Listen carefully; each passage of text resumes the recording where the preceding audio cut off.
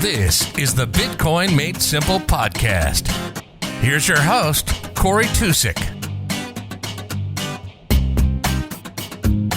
This is the Bitcoin Made Simple podcast. I'm your host, Corey Tusik. Thanks for tuning in on this episode. Today I interviewed Surfer Jim. You know him on Twitter at Surfer Jim W. Surfer Jim's been in the scene for a handful of years now, but recently caught some attention of Chamath Palihapitiya, and Chamath came at him, because Surfer Jim said, that he thought Bitcoin, it was a Bitcoin conference, and when he saw Chamath there, it was looked more like a shitcoin conference, and Chamath did not like that and came at him. So I thought that was entertaining and also interesting that, to see how people let their egos get in the way and are insecure enough to start a fight like that. But it was just interesting to get Jim's perspective on what that was like, to see, whoa, oh my god, like this is blowing up. And also we talked about Bitcoin, obviously, and how he thinks it can lead to a peaceful world. And then we also talked about surfing, because obviously Surfer Jim is a surfer. So we talked about surfing, and I learned a lot about that, because there's a lot of it I did not know, and it's interesting to hear that the science behind it, and figuring out where to go and how to get it. And also he's got a pretty cool project with Long Island Surf Park, so you'll have to check that out. But without further ado, here's my interview with Surfer Jim. But Surfer Jim, thank you for coming on. No problem. Thanks for inviting me. So I gotta ask you, your name is Jim, but surfing, the sign behind you, if you're listening to this, the sign behind him says "Born to Surf." I see some artwork, so surfing's got to be a big part of your life, I assume. And a little mini palm tree, yeah. So those items are strategically placed in this room. Actually, they were put up, and then it turns out when I turned the webcam on, they all happen to be in there. The Born to Surf was given to me from a customer who was in Hawaii and bought it in a shop, knowing it was perfect for me. I apologize. What was your exact question? Do you want to know? I was just curious. Like, have you always been surfing, or? Well, yeah. For as long as I had the chance to surf, which is about 13. So, I found skateboarding first in my neighborhood with some neighborhood friends, and that led to surfing. They were inextricably linked, always have been, and I feel always will be. And like skateboarding was an offshoot. It was originally called sidewalk surfing, like back in the 50s, when people took what amounted to the bottom of a roller skate and put it on a piece of wood. And the way roller skates work is they have these axles. They call it a truck. That's what's on a skateboard, the trucks that hold the wheels. And the way they work is all you got to do is lean, and then they turn. And it's like turning a steering wheel on the car. You lean the thing and it turns the wheels. And that mechanism allowed for you to put that on the bottom of a piece of wood and stand with both feet on it. And it acts like a surfboard, sort of. So as a kid, one of my friends in the neighborhood got a skateboard, and we all used to want to ride it because he's the only one that had one. And then, of course, we all got them. And then surfing came along with that because we all started to tune into the culture. And so since 13, since the first time I could get to the ocean and be left alone, the good thing for me was, as a kid, from starting about 4 years old, my parents were, mostly my mom, she was adamant about making sure the kids could all swim, because we had water all around us, and they wanted to have a pool in the backyard for the summers for us to play in. And so I had that growing up. So I had to take swimming lessons, and I eventually became a lifeguard when I was 16. But by the time I was 10, 11, 12, I was a very good swimmer, and my mom was very comfortable letting me go to the beach without her. And so by the time I was 13, that was when all my friends from high school were all getting on the Fire Island ferry to go over to Fire Island and hang out for the day and surf, and I couldn't miss it. So that's how it all started. I could literally remember my very first day in the ocean, and it was good waves, excuse me, not like the best conditions, but the waves had size. But I was okay because I was a strong swimmer, so I could get out there. But what I was totally clueless about was there was a sideways drift, and I just didn't know it. I didn't know enough about the ocean yet. And when I got out of the water, I was like a mile down from where all my friends were, and I didn't even notice which way I drifted. And I was like, where the hell is everybody? I don't recognize anything. And, I kind of figured it out, walked back, and it was just this weird first day. And I didn't get any decent waves. I had nobody to show me anything or whatever, but I wasn't going to quit. Neither were any of my close friends. And I have friends to this day, literally, that started probably the same weekend as me. And we still all surf and we still talk to each other on a regular basis.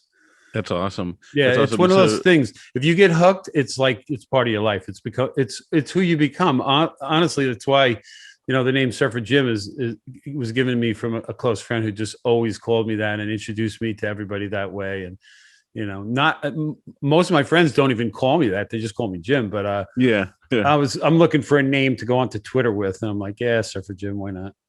Yeah, no, and so on the East Coast, I don't know much about surfing, but I mean, the East Coast, it's different than the West Coast, right? Depending on where you are. But like, how big do the waves get? Because I'm thinking about like my family, we go to the Outer Banks and hit a lot of the East Coast places, and I never really see any waves where it's like, oh man, that's like surfable. You're just not there when there's waves. Most people say similar stuff. They don't realize how big waves can get because when the waves are that big, they're not usually going to the beach. A lot of times it happens on stormy days. And, if it's overcast, it doesn't even need to be stormy. But if it's overcast and the waves are good, people aren't just going to the beach to hang out generally, but surfers are going. So you won't see a lot of the good days if you don't just go to the beach a lot. But so there is definitely differences. Every beach, every ocean, there's several factors that make waves, and they're all different depending, on where you are on the planet. So, for example, on the West Coast, the weather in the Northern Hemisphere, where I am, and like the whole West Coast, it's always moving from west to east. The weather is so storms in the ocean in the Pacific push waves out ahead of themselves for thousands of miles, and so you can get waves on the West Coast way before the storm that's making them shows up. There's also water depth has a lot to do with it, and the distance the waves travel can make a big difference on how they break at the beach when they get there. And so that same weather generally goes off the East Coast, so it's going west to east. And then as soon as it gets off the coast, you need the right wind conditions to send a swell backwards in the opposite direction of the way the weather pattern is actually flowing. So we get these very short period swells. A lot of times they last for a day or so.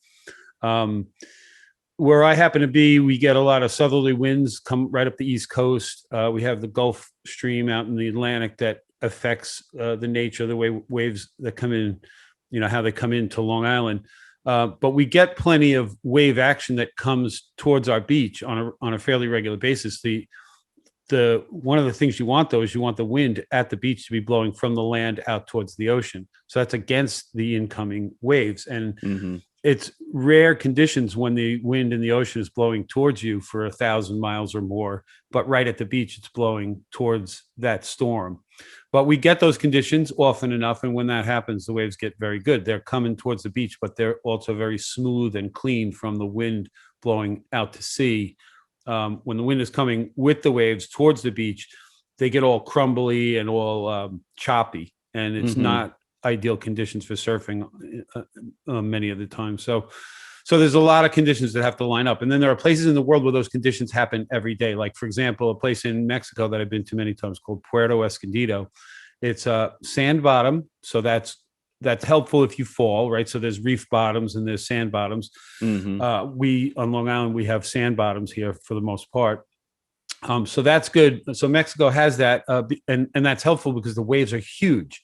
They get very, very big because it's the water depth offshore is very deep. So there's a lot of volume in the ocean as the swells are coming, and it gets compressed as it hits the shallower water. And so the same wave energy can hit two different beaches and rise up when it hits the beach and be different size waves.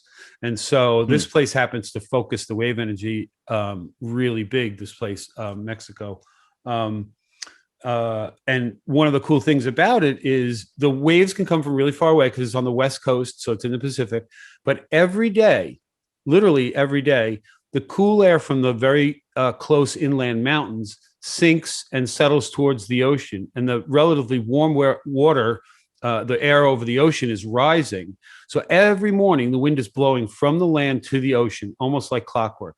And then as soon as the sun comes up by around 10 a.m. and the land heats up, gets very, very hot, the air over the land starts to rise, and it draws in the air over the ocean. So there's very little thermal effect going on, very local thermal effect at this beach. And it happens basically every day. So you could go there and guaranteed to get these offshore winds every morning. And if there's a decent swell in the ocean, it's good. It's probably going to be really good. And so every morning at sunrise, it's crowded. And then the water could be empty at 12 in the afternoon because the wind is onshore. So it's just this particular set of circumstances in there. And if you're going to go on a surf trip, this is one of the things you do when you're from Long Island. You take surf trips to where the waves are better, and you go to these places where you're more likely to get good waves. And so that place, even though it's always a morning session, you can pretty much guarantee to surf every day if there's a swell in the ocean. Whereas other places, you have to wait for different conditions, and it's you can go days without swell, just like we have here. I mean, you can go weeks without a good swell on Long Island. It's really not the most consistent surf spots. But there's a lot that goes into it. The Outer Banks gets very good waves. You just have not seen them. And to address the size, you kind of hinted on how big does it get. We can get pretty good sized waves up to 15 foot and still be rideable right here on Long Island and other places on the East Coast. And when I say 15 foot, I'm talking about the face of the wave as you're looking out from the beach. Sometimes the back of the wave is smaller. It's a weird phenomenon, the way waves break. And so there are people that measure waves by the size of the wave on the back of it. So you have to be out in the ocean to get a good sense of it, looking behind them. So 15 foot on the face is about all Long Island can handle. When waves get too big around here, it sometimes can just be impossible to get out there because we don't have a lot of these deep channels where you can paddle out next to a big wave and not even get your head wet because you're in a channel and the wave energy isn't breaking there because it's too deep. So there's all kinds of factors. A lot goes into it. I could talk about this all day, just like Bitcoin, probably. Sorry. Well, no, I was gonna say because it's you said like surfing. Once you start, you don't stop, and it's kind of like similar to Bitcoin. So I'm not. I wouldn't be surprised to see if surfers get more and more into it. Have you seen? I assume you're aware of the Bitcoin beach then. Oh yeah, I can't wait to go visit. Yeah, Jack Mallers was just down there. If he may still be. And they just had like a surfing competition or something, I think a couple weeks ago. I wouldn't know. There's competitions all over the world regularly. Nowadays it used to not be like that, of course, when I was much younger. It's funny, I've seen a lot of things develop, like get invented and develop in my lifetime. And so like professional surfing is one of those things. When I was a kid, there was none. There was surf contests, but there was no professional worldwide surfing circuit. And you certainly couldn't make $1 million a year being a surfer, but people all over the world do it now, guys and girls. They pay them very well, and they're very good. Well, and it's cool to see. That just set that record. I just saw there was a record. It was the largest wave ridden. I mean, I forget how big it was. Yeah. So again, measuring is a little bit difficult in these situations. No one's out there with a tape measure. So you're judging it off of videotapes and other stuff. That probably would have been a place called Nazaré, which is in Portugal. Yep. Yeah. So again, if you could probably go through the Surfline website. They do these stories on various surf spots, and they explain why waves break a certain way in a certain spot, and they have all kinds of very cool graphics which explain tidal conditions, currents, direction of currents, the bathymetry of the bottom, which is the contour of the bottom, and you can get a sense of why a place like that the wave can get so huge. And then right next to it, 500 yards down the beach, it's half as big or less.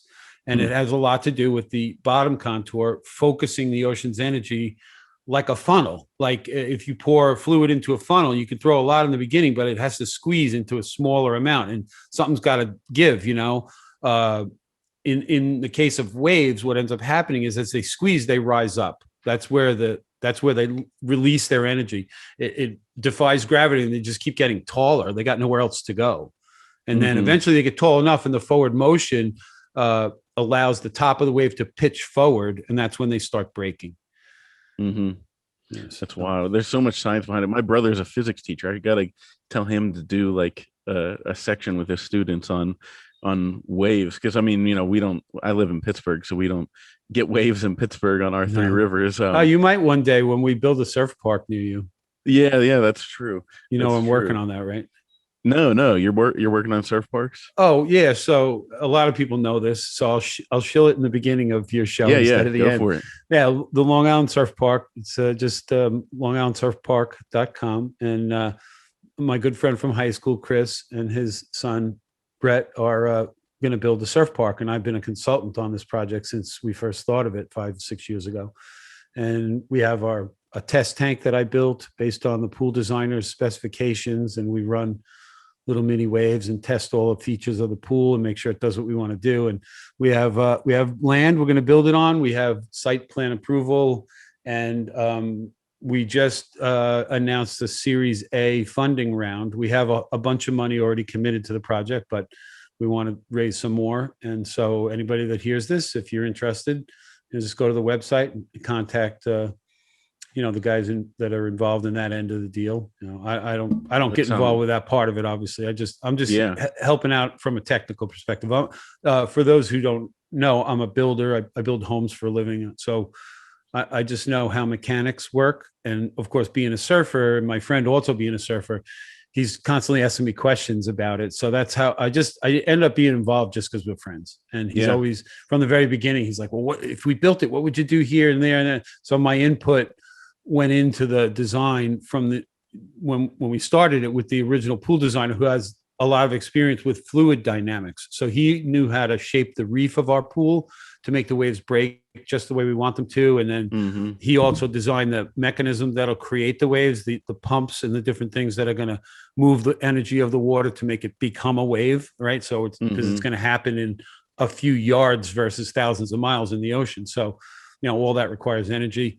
So it's very cool. If you go to the website, it's very elaborate website. It's got all this 3D visuals of what it's going to look like and stuff. And it's pretty cool. We're going to have a nice clubhouse with locker rooms and a restaurant and a lounge and all this, it's really cool. That's awesome. And so I say when we build one by you, because the young guy involved, Brett, he's in his early 20s, and he's been involved since he was a teenager. So he knows everything about how to build a wave pool. This kid knows probably more than almost anyone on the planet. It's crazy.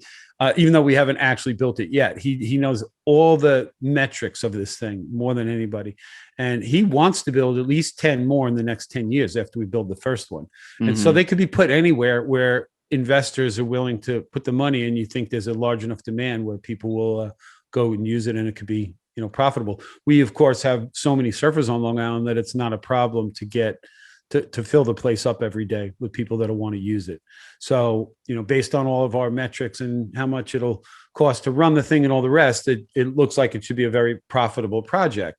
And the idea, maybe we can bring it to Pittsburgh. That would be, well, it could go anywhere, because you could literally do it anywhere. Well, yeah. And so like, if you think about how you roll it out across the country, let's say we're on an island surrounded by water, and there's thousands of surfers here, and the coast is not very far from this where we're going to build this. It's only like 6 or 8 miles away, which is not very far inland, but most surfers live that far from the ocean. So it's nothing. So we're literally, you can almost say we're at the beach with this thing.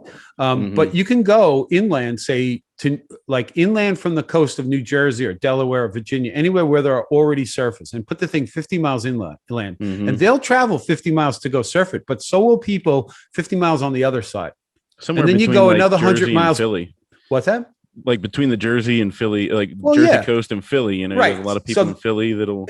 Yeah. Wherever there's a lot of people. So now you got all the surfers from the coast are going to drive backwards to go surf it. And all people that don't have to drive all the way to the coast now might go check it out and learn to surf. And you just keep doing that. You just keep hopping your way inland and keep strategically placing them around cities, and people will gravitate towards them because it's like a water park. Some people are going to want to do it, and it won't matter that they didn't grow up by the ocean. And it could be. And so here's the thing. There are already at least 3 very unique, specific designs of wave pools out there in the world. Very completely different, the way the waves are generated and the shapes of the pools and stuff like that. And those 3 different designs of all three. One of them is not economically viable. The other two seem to be, but I don't personally know their metrics. They have lots of usage. And one has multiple versions, and that probably would be the most popular one. We think ours, like everything, you take certain things that work. So it's not like stealing someone's idea, that certain elements have to be in every pool. So we built ours around all the right principles, we think, and then we invented some stuff. So for sure, the shape of our reef is a one of a kind. So and then the way that we make the waves, we think, is going to be uniquely different. So we're hoping that ours will be another version with hopefully better features in some ways and whatnot. And the idea being that this wave pool idea is, we're not the first ones, clearly, and we probably won't be the last ones. And it's the kind of thing that people want, this kind of fun, right? So if it's profitable, someone will build it. And so there could be a day where there's wave pools in every big city, just like there are tennis courts or something else. You just don't know. But it has to start somewhere, and it's started already. And it's part of the reason. And I'll tell you, my friend Chris, who came home from Florida and called me up and said, "Jim, we got to make a wave pool." I'm like, "What happened to you? What happened in Florida that you're so amped?" Well, what he did was, I didn't know he was doing it, but he and some other friends rented the Typhoon Lagoon wave pool in Disney World, because what they figured out was they made a wave pool that works like a toilet tank. Literally, they pump a bunch of water into a big giant tank behind the pool, and they open up a gate, and all that extra water comes flooding out by gravity, and it makes a wave. And they open it all day long for people to jump around in a man-made wave. But they figured out you could ride a board there, a real surfboard. Some surfers looked at it and said, "Hey, can we try this after hours?" They convinced the right people. Well, then Disney World basically literally rents it out to anybody. They have a price for it for X amount of waves, either before the place opens in the morning or right after it closes at night. And so he did that and came home and said it was unreal because it's so perfect. The wave just comes right at you, and there's no crowd to worry about. It's your wave. You just go. And so having that experience and not having to worry if you're going to catch a wave, you go to the ocean and there's so many variables. You just don't know. You hope you're going to do good. You hope you're going to have a good session, but it changes when the wave is very repetitive and easy to read and stuff like that. So we get this in certain surf spots. Naturally, there are certain waves that are much easier to learn on. Long Island's not the place to try to learn. We don't have that, generally don't have that kind of nice, smooth, mechanical, always the same type of wave. But in a wave pool, of course, you can. So he was just so amped on the whole thing. And what's funny about the wave pool in Typhoon Lagoon, it was built in the 80s. And there were a couple previous versions. I think the very first wave pool ever built was in Arizona, again, in like a water park with tiny little waves, not meant for surfing. There was one built in Pennsylvania. I forget where, Allentown, maybe, I believe. That was, I used to see it in the surfing magazines in the 80s. Again, not specifically built for surfing, but they had a contest there. I remember it.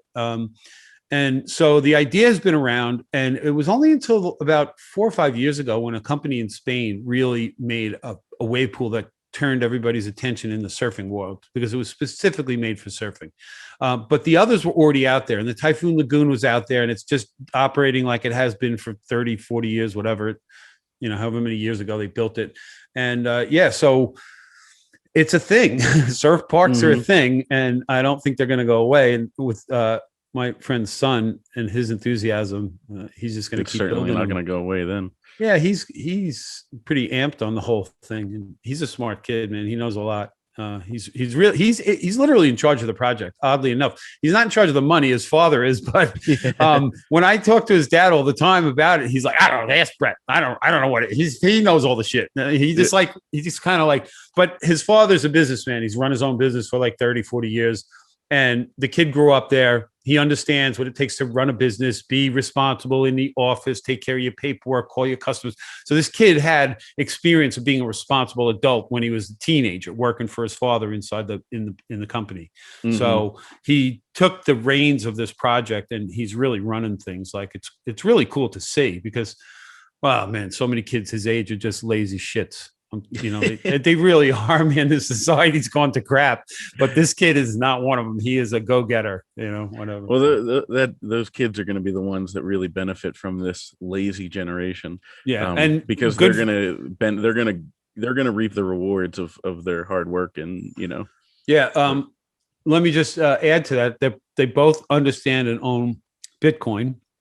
They're not nice. nearly as enthusiastic as me, but they do get it. And so I gotta throw this out there because this is a Bitcoin podcast. So this is one of the cool, interesting facts about our wave pool that we figured out. I didn't. Brett did. The cost of making waves is not cheap. Moving water's heavy, and getting it to move, especially in a good sized wave you can surf, takes a lot of energy. So we're going to use things that run off electricity. The motors and pumps and different things are going to run off electricity. Of course, there's filtration and all this stuff. There's a lot of electricity. So the cost off the grid is pretty high. But we have natural gas here on Long Island that's way cheaper. And they make these things called cogen plants, which is a way to make electricity with various different input sources. So you can use solar panels, geothermal, natural gas, and you can use that input to run generators to create your own electricity. So that's what we're going to do. So we're making electricity on site. So now you got these generators running to run everything else. When you make a wave, the pumps and stuff that make a wave, they turn on, turn off, turn on, turn off. So the electricity draw on the generators is not constant. I've been told you can turn on and off Bitcoin miners without a problem. And so we could constantly be cycling up and down Bitcoin miners to have a constant usage of our generator energy. That way your generator energy is not getting wasted. Well, right. So, because I said to Brett, what are we doing with the excess electricity? If these things are running and you don't need them, let's say you're in between waves or the session stops, the generators are still running. Maybe they could cycle down and run a little slower or whatnot, but there's still a minimum they're just going to run.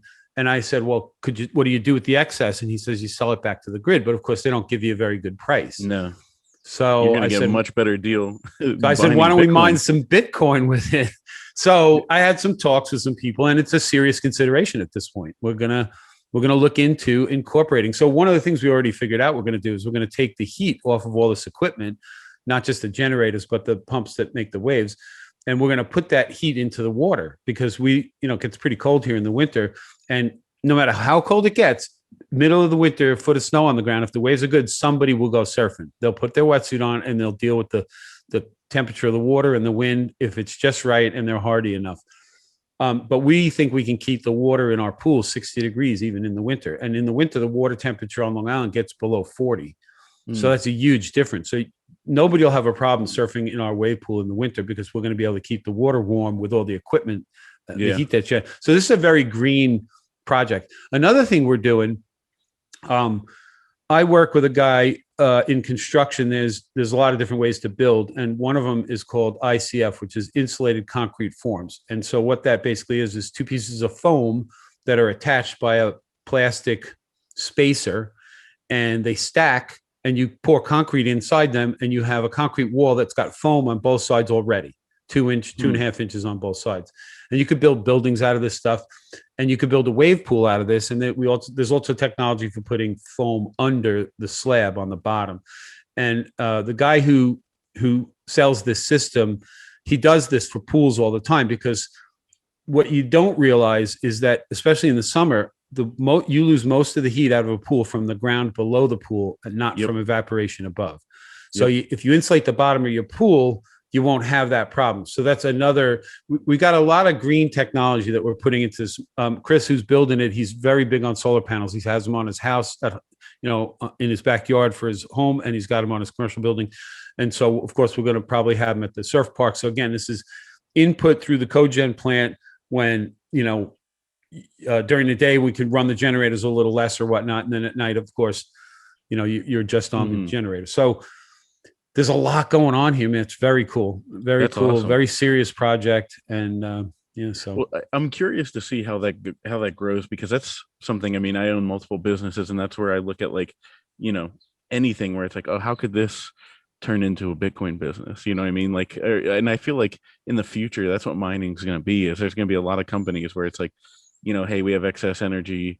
Let's just pump that into, our Bitcoin mining rig. And anybody with excess energy is going to go, well, why sell it back to the grid if I can throw some miners in a shed out back or something? Whatever. People are creative, of course. Mm-hmm. Yeah, no, it's definitely something to consider. And it's not going to be easy. I pay attention to the space, and getting, there's very few chip manufacturers. Getting good ASICs right now is not only expensive, but not fast. And that demand doesn't seem to be diminishing, as the price goes up. Certainly not going to. People are going to chase more, even the little fraction of a bit of hash rate is worth more. And so people go, well, screw it. I get some KYC free sats. I'm doing it. Yeah. I keep thinking about it all the time, but I'm not in a stable situation where I'm going to, I'm going to be moving soon. And so I can't add that into my life just yet. But if I ever found myself in a position where I would definitely consider it. Oh yeah. Yeah. That's what I mean. We're in the process of building a house and everything. And I'm looking at oh man, let's get self-sustaining. Let's get some solar panels. Let's get all this stuff going. And my wife's like, so we don't have electrical bills? I'm like, oh yeah, that. But I mean, we could mine some Bitcoin too, right? That's how I want to do it. And I feel like there's a lot of us gonna be doing that. So I'm like you, where it's I'm not going to be in the same place right now in 6 months. So I'm not going to start building my operation yet, right. But I have been paying attention to it, and those miners are getting more expensive, and it's taking longer to get them. Yeah. Well, we'll see what happens, as time goes on. It's not going to go away. So there might still be opportunities in the future to get involved. You just never know. When Bitcoin's $1 million, maybe it's a really easy opportunity at that point. That's true. That's true. Talking about sustainable homes and whatnot. Last year at the BitBlock Boom conference, Katie the Russian put on a seminar for everybody. She called it Underground Citadel. It was really good. A lot of great speakers, but the one guy that I was really that really caught my attention was the guy who talked about the sustainable homes that he already builds in Texas, where people collect their own rainwater, make their own electricity, wind and solar, however they can, geothermal, anyway, and these people literally took completely off the grid. And so that technology just keeps getting better, which is awesome because we all get to benefit from it. And then through going to conferences, I met lots of cool people. And one guy in particular, that I'm friends with, who owns land in Baja, and he wants to develop that and create a community, a self-sustainable community. And he's already working on it down there in terms of he's got to get, there's underground water that's got to get pumped up. So he's working on getting all the right permits for that kind of stuff for the local municipal whoever. But it's a really rural area with not a lot of people. He says the government's really chill. That's key. There's a government everywhere, right? So you got to deal with somebody who says, we own this, you need our permission for X, Y, or Z. So the guy has 1,000 acres, but he's still got to deal with whoever. But he's got, he's American, but he's been living in Mexico for decades. So he's basically a local, speaks the language and knows tons of people. So it seems like a really cool opportunity. And you may notice a guy on Twitter, Untapped Growth. He's a cattle farmer, among other things. He's actually got a different business that he earns a living at, but he's been building up a herd of cattle and regenerating soils by moving the cattle around, using old world techniques. And he's got a really cool, as a matter of fact, you got to go listen to John Vallis podcast from probably yesterday or the day before, where he and another guy, I wish I could remember the other guy's name. They're both into the sustainable farming stuff. And Untapped Growth, his name's Joel. He is also in touch with my friend in Mexico. We've all talked about working together on this project. People that have different knowledge, like I have knowledge of building. You may know another guy on Twitter, Stony Bits, and he's a guy who builds these incredible rock walls with his big giant orange excavators. And he's aware of the project and he thinks it's a cool thing. Maybe he'll come down and help build some walls and some roads and stuff. Who knows, man? But there's plenty of Bitcoin people that are already anticipating some Citadel lifestyle where they live with just other like-minded Bitcoiners, far from the oppression of the standard governments and all the bullshit we deal with every day. I know I want that. I want to just be left alone. I just want to be able to go surfing, live my life with the people I like and family and friends and whatever. And, I don't plan to bother anybody. I just want nobody to bother me. But I know, unfortunately, we live in a world of insane amounts of rules and bullshit, and you get extorted left and right by other people just to live. I want to stay being a general contractor for 30 some odd years. I still got to pay a bunch of parasites a bunch of money to give me a little plastic card with my picture on it that says I'm a contractor. It's like they don't give me knowledge; they just give me permission. Mhm. And like, why do I need that permission? Because they have the monopoly on violence in this area. If I don't do it, they can extort money out of me by just getting a judge to write words on paper, and they take it right out of my bank account. It's just terrible. This is just other humans extorting their neighbors. That's all government is. It's a parasitic giant organization on the planet. I can't stand it. So I don't like any of it. And I wish it would just go away. Everybody could be free. And I think people would get along. But I said this to somebody last night on another interview, that it would work as long as we had hard money. If everybody had good hard money. But when you have one group that can make the money out of thin air, then it's never going to be fair. And they're always going to have the power. And that's what we've seen in most of humanity. There's always been some government that controlled the coinage or something, and the rest of everybody had to do what they said. And, so they had the biggest stockpile. Even when there was real money, like gold was money, it was still the people that had the most of it that sort of controlled it, that said what goes, how it works and what's the rules and whatever. And they get to cheat and everybody else doesn't. And, Well, what do you think about that? Because, so there's always the FUD that, government can stop Bitcoin. But we know, you and I both know, and anybody listening can do the research and come to the conclusion that nobody can stop it. You know what I mean? They've already looked into it and tried, and if they could have, they would have. But like you said, literally for eternity, there's been governments that have been in control of the coinage. So since they can't stop it, what do you think they're going to do? Fade away over time. Because what will happen is the people who get paid by government, when they slowly start to realize the money they're getting paid in is garbage, they won't be as loyal.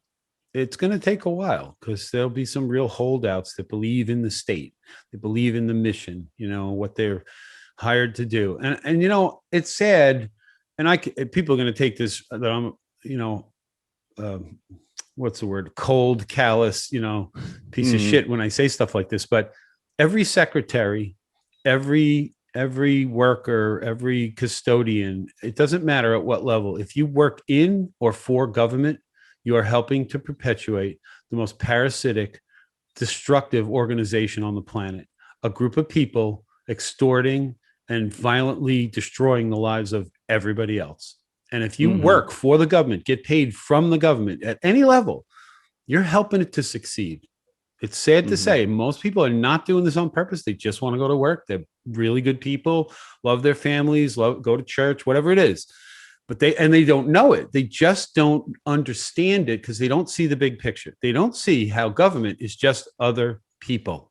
It's not a mysterious thing. Every decision that gets made by a government entity is made by a human being. And it's disseminated outward through other human beings who toe the line. And they toe the line because they want their paycheck. And it starts at the top with central bankers. They pull the strings for everything. They set the narrative worldwide. If you want money, the central bankers can tell you how to act to get it. So politicians are beholden to them. Large corporations that want laws written in their favor are all beholden to the people who can give them lots of money. It's as simple as that. But nobody knows this crap. You don't know it until you learn about money, and they don't teach you that in school because the government runs the schools. They don't want you to know. Yeah. So you learn about it when you learn about Bitcoin. And that's the only reason I know about it. Isn't that the truth? Because I had no idea. I've said this a couple times on the podcast before, but up until a handful of years ago, I thought that if Fort Knox got raided and they found out that we didn't have enough gold to back all of the US dollars we put out there, that like the country would fall apart. You know what I mean? Like I thought that was the most important thing. And, our currency, if they found out our currency was worthless, it would go to, go to shit and everything would fall apart. And then now I'm like, oh my God, it's always been worthless. And, it's been worthless for 50 years now. And, there's a chance it wasn't entirely worthless at the Bretton Woods Agreement but who's to say if they did a proper accounting for the gold we actually had and the amount of money that was already printed and that they were going to continue to print. But, it was supposedly backed that you could always turn in dollars for gold, but it's so unbelievable how it's such a known thing. And it's been known for a very long time. It's the reason why Nixon took us off the gold standard, because enough worldwide people understood figured it out. We didn't have the gold to back the money. So it's just like a worldwide joke that money is backed by nothing anymore. And, they did a great job of indoctrinating people and, entire generations that this is just this thing called money and we all just use it. So just shut up and deal with it, right? Like the government issues it and you don't know where it comes from. Like you see a documentary, they printed in a factory with all these safeguards and, oh, wow, look how cool our money is. But meanwhile, you don't realize the government gets to print $100 bill for like 9 cents. That's called seigniorage. They make a ton of money making money just on the making of the money. Forget about all the other ancillary effects of creating new money and the favors that it brings for the people that are rich and powerful. It's really crazy. The fact that the Federal Reserve is a private company. Oh, well, that's a whole nother rabbit hole. That's mind blowing. Even know. Well, this is one of the most absurd. This is the craziest, most absurd thing. I'm glad you brought it up because you've got this government, the United States government. People think the Fed is part of it, but it's not. It's a corporation run by great marketing. Yeah, it's amazing. It's amazing they keep doing it, and tons of people know this. I mean, I'm not the only one, and yet nobody seems to stand up and say, "How is this still happening?" It's almost as if. Well, again, they control the money. So I think people are afraid to fire them, thinking that somehow they're going to get killed or something. I don't know what the threat model is for each person in their head, but there's enough people that know at every level of government that it's a private corporation. So what does that mean? I own a private corporation. Can I call up the government and say, hey, they've been doing, I think, a crappy job and I think it could do better. Can I be the guy who issues the money, please, and sets the interest rates? I'm a corporation too. I got some smart friends. We can do it. No, I don't get that option, and nor does anybody else. They have the monopoly on it. A group of people that most people in the world don't know. My understanding is that some of the stockholders of the Fed are foreign banks, meaning that foreigners that own the stock of those banks own the Fed that makes our money. And they get to make money out of thin air and get a return on that money. And when, let's say, this whole thing with bond yields going down and whatnot. I don't know all the jargon. I hear smart people like Preston Pysh talk about it, but like the buyer of last resort is the Fed. Why is that? Well, they can make money and they can give it to anybody for the asset that is losing value just so they could prop up some industry or the economy. So these people that can make money out of thin air into the U.S. economy, U.S. dollar bills, some of them are foreigners. Yeah. That's insane. That's off the charts insane that they have the right to make out of thin air US dollar bills and pump them into the world and buy real things with them. Like when a bank issues a mortgage out of thin air, if you stop paying them back the money they created from nothing, they get to come and take your actual house. Yeah. It's so lopsided. It's insane. But we thank you, Mr. Bank, for the mortgage, the enslavement of the next 30 years. Thank you so much. I get to live in a house and I get to be beholden to you forever. Now, I didn't see it. I did it. I've had several homes. It's crazy. I didn't know. And now I'm going the other way. I'm selling my home and I'm not going to buy another one anytime soon. I don't care. It's like I own a home. Even if I didn't have a mortgage, I still got to pay rent to live here because there's a property tax. And the problem with that is you can't just pick the home up and leave and run away where they can't grab you. So they got you, so to speak, by the balls, because if you don't pay the property tax, they go to the court and get someone with a black robe to write words on paper. They send that over to the county clerk's office and they turn the title from your house over to the town, who then puts it on the open market and sells it right out from under you. You have nothing to say. Like you literally have no control. This is the power of the state, other humans who hate you and steal your money. No, they don't probably hate you, but it's disgusting. No, they get to do this. And this is legal criminal activity. This is what we call legal. So what is legal? Legal is simply a bunch of people agreed, let's write down a bunch of rules and we'll call it this thing legal, which allows us to do it.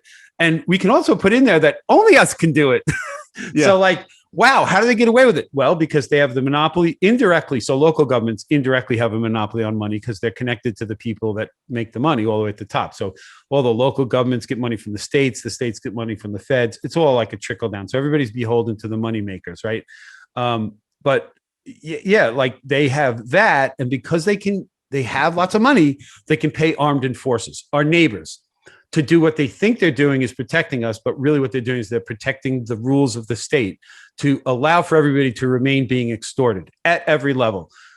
Every tax, gasoline tax, everything you buy in a store that has a sales tax, inheritance tax. I mean, do they tax us enough, these parasites? It's insane. And then you got somebody who'll argue, well, we need to build the road, blah, blah, blah. Bullshit all day long. Societies all over the world built everything they needed without a government taking the money. Just individuals just do it because they can't stand the fact that it's not there. Wealthy people will pay for and maintain roads all day long so the trucks that they send out so that their business can operate don't keep breaking down. There's all kinds of incentives in the right places for people to step up and fix the roads, right? We don't need government to do it. It's a joke. And not to mention they do it at 10 times the price of a local guy would do it. You know what I mean? Like everything's so screwed up. Who would fix the roads? Well, the same people who do it now, they just wouldn't get paid through government. They would operate on the free market, competing for the contract for whoever's going to pay. It's trying to do a better job for a better They price. would always do a better job because they want the referral. They want the next job. Government doesn't give a shit. They don't have to worry about getting the next job. They never have any skin in the game. They could always steal more money to build anything they want to build. It's just so absurdly lopsided how one small group of humans can rule over every other human on the planet simply because they've figured out a way to control money and indirectly the monopoly on extortion and violence. Extortion is simply, stealing your money or even the threat of extortion. That's what most people operate under. They operate under the threat of being extorted or having violence come against them because they've seen it happen and they don't want it to happen to them. That's why you see everybody out there capitulating, wearing these stupid face diapers everywhere they go. Most people, anybody my age, anybody that's been around for several decades, it's got to be scratching their head going, how the hell did we survive all these years? I don't know. Are they all brainwashed? No, I think most of them just don't want to rock the boat. They're afraid to get in trouble from these other humans that might write words on paper and say, you owe us money. It's a ticket. It's a fine. You owe us money. It's fucking extortion. Excuse me. Just extortion of some humans to against their neighbors. It's disgusting at every level. I can't believe I used to just not really even realize it. I just went through life just, it's how it is. Now I'm so against it. I can't not speak about it. It bothers the hell out of me. It's one of the worst injustices on the planet. That's why I'm so interested in Bitcoin and helping Bitcoin succeed way beyond my lifetime, because future generations are at stake here, right? We've got parasites on the planet for centuries that have been doing this to the people who don't have the power. Bitcoin levels the playing field to such an extent that there will be very few, if any, really big power pockets on the planet. There's no incentive to take a limited resource that you have, your money, and build bombs and send people across the planet if there's no significant return, because you can't get that back. When you can print it, it's fine, but you can't get it back unless you provide value to somebody willing to give it to you or you steal it with violence. Problem is with Bitcoin, especially once it's ubiquitous and people understand it, you won't be able to steal anybody's Bitcoin because everybody will know how to custody it. Yep. And you if you have to go to multiple geographic locations to unlock several different private keys, it's going to be hard to put somebody at gunpoint and drive them around the city and get them to give you the Bitcoin without getting caught. So incentives disappear when everybody controls their own money in a way that it can't be stolen. This idea of unconfiscatability. And all kinds of things change when the world has an uninflatable money system that's unconfiscatable, no matter how much power somebody else has. So you can get big thugs come, kidnap you, put you in a box, threaten your life, kill your wife right in front of you, do all kinds of things for you to give the private key. But if you never do, they never get the money. So it depends on how far you want to take it, how much torture you can, so some people are going to get their Bitcoin stolen, no question. But if you live in a world where you don't have a bunch of parasites setting all the rules, you could have a society where everybody's allowed to own whatever amount of protective devices they need to protect themselves. I don't care if it's a freaking cannon, right? Like if you're not hurting people, you should be able to have a tank in your garage. I don't really care. I'm not hurting you. Just don't drive it over to my house and blow me up for no reason, right? So like people already have this. Human beings on this planet have access to tanks. They're called the military. They're people, right? They've been given instructions. Don't drive down the street and blow everybody up. So they don't, right? There's really no incentive for that, right? So people don't just go killing each other for the hell of it, generally speaking. And in a world where there's only one finite amount of money to work with, the only way to get more is to trade value. All incentives change for everybody. Everything changes. It's completely different world, completely different. And I just hope future generations get to live in that world, the one I didn't get to see.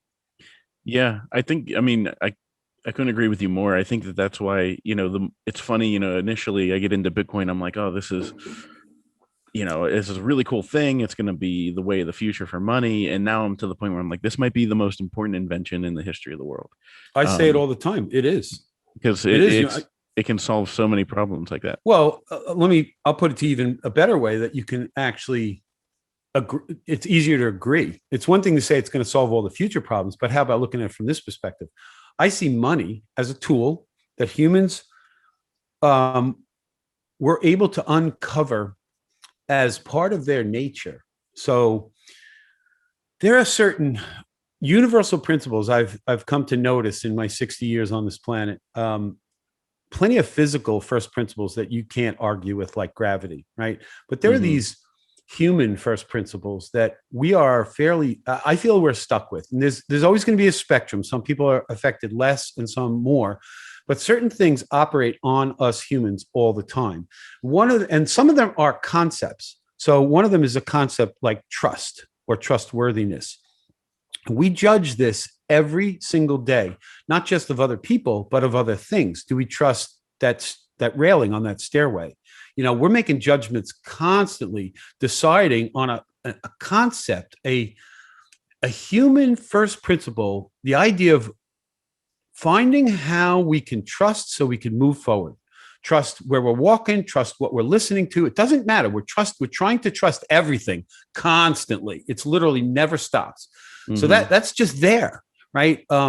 So another sort of human principle is this idea of a tool called money. So we take an object and we give it, or we figure out that it has characteristics that we can exploit. All right, that's how I kind of see it, and we exploit them for to benefit another part of our nature, which is to become more efficient. So in praxeology, in the book Human Action, there's this concept that humans are always trying to remove current and future uneasiness. And we are. It's another thing we do thousands of times a day. We're always making decisions to get where we want to go, to feel better, to experience something. It's all to get us to a better place than where we are right this minute. Or if we're in a good place right now, we're thinking of how we're going to remove some future uneasiness, like next week. It's a constant thing in our head. So we're always doing that. And because of that, we go towards, how can I do a job faster? And so there's this natural inborn human principle of wanting to be more efficient with our time, to get more out of life. If I can work less hours, maybe I could go surfing more, and still live and still buy my groceries. It's always a trade-off. Humans have been doing this ever since we were aware of our surroundings. It's this idea, let's get efficient. Let's go hunting for a whole day and get extra food so we can sit around for 2 days and not have to stress out. It's always these trade-offs.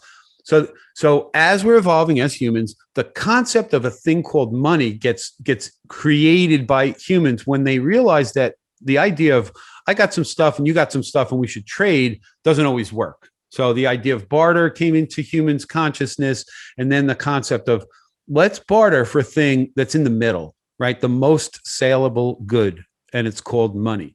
And it took many forms over human history, as we know, and some of those worked really well and some not so well, until humans figured out that gold was the best money. And it was understood to be the best money because humans, again, examining their motivations and the reasons why we were able to trust this intermediary good called money, we came to recognize its principles of scarcity and fungibility and what are the other ones?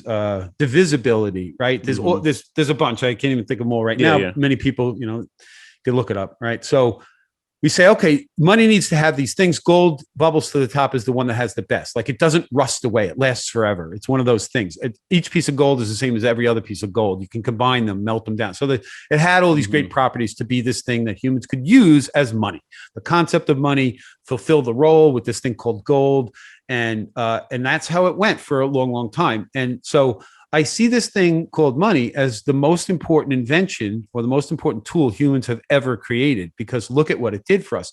It allowed us to divide up our labor and specialize in things. And therefore we could trade with each other without worrying that we couldn't get that other thing because we had nothing to trade with, right? So this intermediary good called money allowed humans to prosper. It's the reason why we have all the productivity and prosperity that you see all around us. Everything you see is a function of the fact that humans had money to work with. So if money is the most important tool ever invented, the best form of money, therefore, becomes the most important, best invention ever. And Bitcoin is that, in my opinion. It's the newest iteration of money. And it has all the properties of gold and at least one additional, which is, well, I could actually think of two. One is transportability over communications lines. I didn't come up with this. Other people have said it. But also programmability. You can decide how the money can actually be moved around indirectly, and no one can turn that back off. Like if you write a script, a multi-sig script of some kind where you lock up the money for a period of time or after only certain signatures, no one can change that once it's set up. So this is unique to money, to humans being able to use the tool called money, and the ability to transport it over communications line is a first. And not technically a first, because we've been sending digital money around the planet for quite a while. The difference in this system is that it's not run by a single entity. There's no central third party that you have to trust. And that's what makes Bitcoin very important. It acts more like a commodity that comes out of the earth that no one controls, like gold. So there's this sort of uncontrolled aspect to it. It's not co-opted or controlled directly by any single group, single person or group of people. If we're going to be technical, everybody on the planet can collectively agree to change Bitcoin. So can it be controlled or manipulated? Kinda.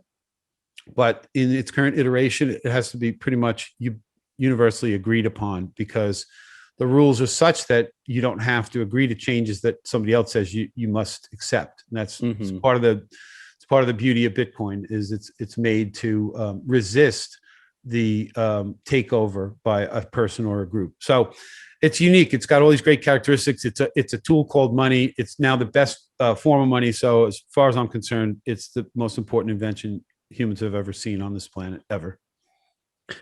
No, and I think, as we go forward, like, it's just like you said, it's going to take the incentive out of a lot of the evil. And how did JP Morgan make a ton of money? There's multiple different ways, but JP Morgan also made a ton of money off of World War One. So did Andrew Carnegie. You remove that incentive of the government just being able to spend money. Like Jeff Booth made this point. I had him on and we were talking about, and he said, so say we're in a Bitcoin standard, and I have my Bitcoin or whatever, like I could get an army, but I would have to part with my Bitcoin to get that army. Oh, totally. So I say, why would you do that? Like, why would you? You gotta have so much money to pay this army to go do what you want. And hopefully your money doesn't run out till you get to your end goal, whatever that might be. But what would your end goal be? Like, and I heard people say this to me, well, what if China, decides to come over here and take us over, right? Okay, so they got to send a lot of people across the ocean in planes and boats. And then when they get there, they got to fight 300 million people that are already here, that already own guns. If you're in a world of hard money where they are working on the same, with the same pile of money we are, right? Everybody on the planet, there's only one money everybody recognizes, and there's only so much of it. And if you have it, you could have the most of it. But what are you going to deploy it as? Because as soon as you spend it out there, it doesn't mean you're getting it back. So the incentives disappear for you to just what are you going to do after you send them all over there? Half of them die. They establish they got a couple 100 square miles along the coast, and the rest of the country is still free because they don't have enough. They can't send their entire population here. What's the point of that? Were they just going to leave China and just come here and live here instead? Kill us all and just live here and leave that place empty? No one's going to do that. It's absurd. You're never going to take over the world or another country under a Bitcoin standard. No one's going to want to. It's pointless. It's just freaking pointless. If you could go steal all their money, maybe, but you can't. You can't. If once Bitcoin is more ubiquitous and everybody understands it, nobody's going to be able to steal anybody's money without. I mean, not again. Will somebody capitulate when they're threatened, their lives threatened, their families' lives are threatened? Absolutely. Some people are going to go, please take it. You know what's going to happen? Half the time they're going to get the Bitcoin and still kill them because now they were ID. Like it's a no-win. Like the game theory here sucks. If somebody, right, this is why you got to set your Bitcoin up. You want to dissuade the armed robber from killing you or taking you around town to unlock your Bitcoin. Because if he kills you, he doesn't get the Bitcoin, but now he's a murderer. And now he's got to worry people heard the gunshots or whatever. Like you got to just start game theorying this stuff out here. The incentives just freaking disappear at every level to do this shit. You know, will people still bang other people over the head for whatever their gold jewelry? Of course, for whatever it is, their TV in their apartment. Crime's crime, you know. But if you don't have a government preventing people from arming themselves, like right here in New York, I'm not allowed to walk around with a hidden pistol in my belt, not without their permission. It's really hard just to own a gun in New York, right? I mean, if every woman on the street had a 38 pistol in their purse and knew how to use it, even grandma you wouldn't maybe want to mess with. You know what I mean? Like it just changes everything. But no, everybody can't have guns because they'll go around killing everybody. No, they won't. No, they won't. People don't want to go killing everybody. They just want to be left alone, most people. It's really, the arguments are disgusting. They're disingenuous. They're bullshit, but they're perpetuated by the people in power, the narrative, you know, the mainstream media. It's all done on purpose to get you to believe and to get you to, we don't need guns. You don't need a gun. I don't have one. So your neighbors are turning you in. And oh man, it's just like it's a viral, disgusting feedback loop of tyranny. And a producer friend of mine has a great line. He said that his view on guns is that they shouldn't exist, but you can't do that. You know what I mean? Like if you could make it so that they didn't exist at all in the world, then do that. But he's like, but that's impossible. So, you know, you deserve to be able to protect yourself. You know, right. you know, and most gun proponents are not. I mean, by most, I mean 99.99999% are not violent people. They're just protecting themselves. And they're hunters, whatever. Yeah, of course. Yeah. No, everybody that has a level head knows this. What's stuff. The business? What's the government's business? And you know, yeah, I agree. I mean, because you know, like I have a concealed carry, but you know, then it's also like, oh, like, thank you, government, for the permission. Yeah, that's bullshit. You shouldn't need their permission. That's disgusting. I think it's just so disgusting. So one thing I wanted to ask you about was your little Twitter spat with Chamath. Palihapitiya, I think is how you pronounce it. I won't I even probably try. butchered it. But so what was you said online, I've seen, you know, you said like, oh, I shit post a lot, you know, and all that kind of stuff. What was your reaction when you saw him come after you? Well, my immediate reaction was like, is this even real? You know, the guy's got 1.4 million followers, so he's clearly liked by a lot of people. And I'm like, is this guy really attacking me? He certainly doesn't know me. You can't Google me and get much about me, that's for sure. So I, you know, was a little shocked because, and I really didn't know this guy very well. I had heard about him, never really listened to his talks, had heard mostly positive stuff. But again, without really looking into it, I don't know. He's just some rich dude that some people like, and maybe he's got some good philosophical takes on certain things. I don't really even know. But yeah, it was a little weird to see him attack me the way he did. But I indirectly attacked him, but I think my attack was perfectly honest. Well, I guess that depends. If you consider, like me, everything outside of Bitcoin to be shit coins, then it was a perfectly honest attack. He promotes what I consider to be garbage that's wrecking people and fooling people into thinking they're buying into some future value system that's just going to fall apart. And they're trusting these people that are well-known and wealthy because they think they won't lie to them. But the problem is they have vested interests, conflicts of interest all over the place. And the average dude on the street either is too clueless or doesn't have the time to really try to figure out the conflicts of interest or even look at where they might be. There's so many levels to this stuff. When you get to a level of that guy and you're so close to insiders in big business and government, you know stuff that other people don't know, and you're aware of how these systems work at levels that the average person doesn't know. Different systems, like just trading weird derivatives that are created out of thin air, bets on top of bets on top of bets. It's all so contrived and unnatural, and it's a way for the people in power to write words on paper, creating conditions where they get to move money around in ways that more of it lands in their bank account and some of it comes out of yours. Right? Like that's about as plain as you can explain it, right? They set up these stupid games that literally just worldwide monetary games of betting and collusion and all kinds of stuff. I mean, any bill that's before some committee in Congress where an industry might benefit if the bill is passed, and you're in that committee, and the discussion is clearly going in favor of this bill getting passed. And maybe that's because lobbyists promise you a lot of money. That's how it goes. But you go like, it's pretty much a no-brainer for me to go buy some stocks of companies in that industry. That goes on every day. It's just outside of the view of almost everybody. They just don't put two and two together. These politicians are the worst. They not only control your lives indirectly through all their stupid words on paper, but they're gaming the system right out from under you every single day. They are screwing you. They're screwing your stock portfolio. They're just screwing the world because they're in control of all this shit. It's so disgusting. That woman, AOC from Queens, New York, a bartender, is worth millions right now. Do you know that? She has capitalized on her wholesome, whatever, upbringing, from the streets kind of person. And she's got like a clothing line and like, oh yeah, God, come on. These people have become celebrities. It's so absurd. It's so absurd. I've joked before because my wife loves London and the royal family, like all that kind of stuff, and I try not to bring up how pointless they are. But I did say, I said, maybe what the US needs to do is have some real grown-ups behind the scenes that are kind of running the show.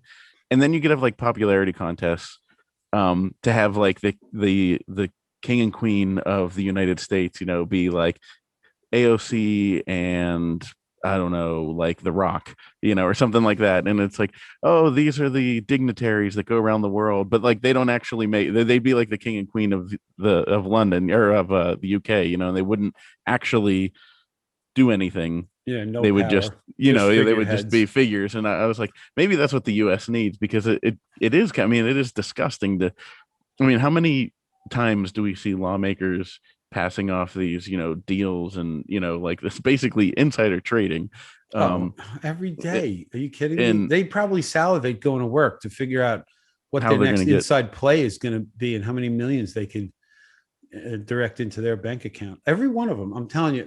I shouldn't say that. I want to believe there's a handful of really honest, hardworking government officials that are trying not to be corrupt and trying not to succumb to the obvious conflicts of interest and incentives that are literally built into the system. I really would like to believe, somebody like Rand Paul is one of the more upstanding, or Cynthia Lummis, people like her into Bitcoin and understand the unfairness of the existing monetary system, Do you think so? It's not fair to paint them all that way. I just think a majority of them, either they come corrupted or they just become corrupted once they're there.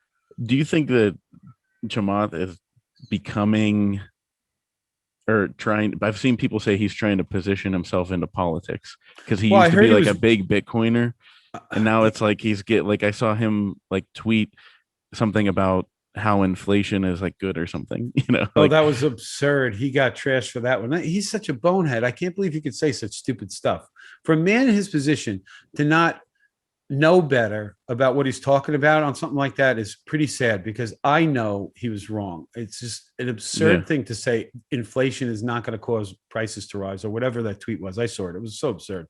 And so, like, yeah, now what I heard is or maybe was running for governor of California.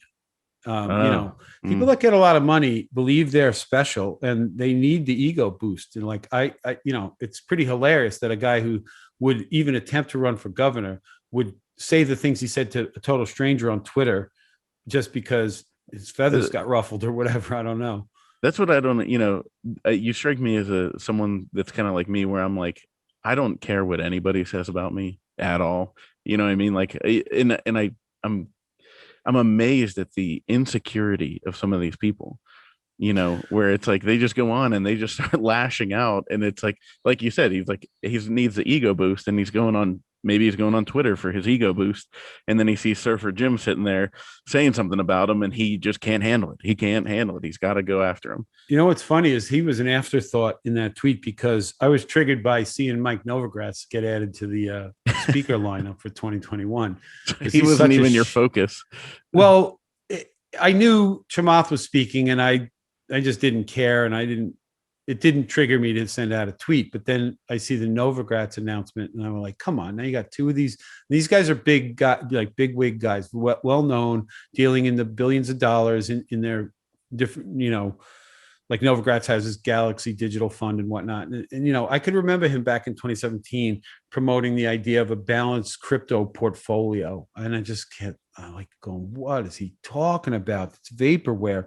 And I could almost guarantee, if you were to go back and look, half or more of the crap that he would have recommended for that portfolio 3 years ago is already dead and gone. And of course he's rebalanced by now, because that's what you do in the investment world. You rebalance. It's just bullshit.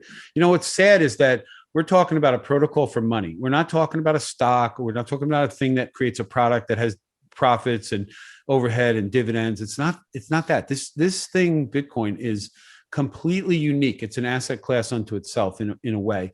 And the average person, because it garners a market price. It garners a price that can be traded for the market's existing money.